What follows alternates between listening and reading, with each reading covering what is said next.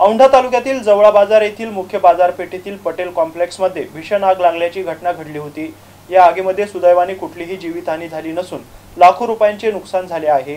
ही आग शॉर्ट सर्किटमुळे लागल्याचा प्राथमिक अंदाज वर्तवण्यात येत आहे।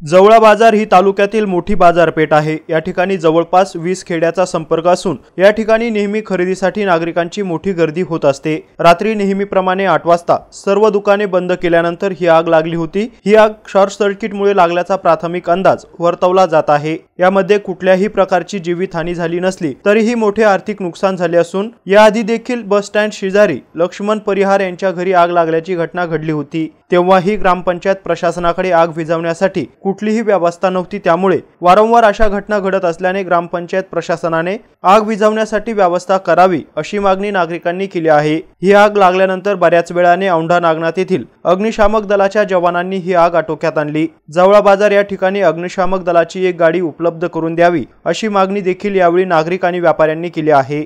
सागर शिंदे, एमसीएन न्यूज, जवळा बाजार, औंढा नागनाथ।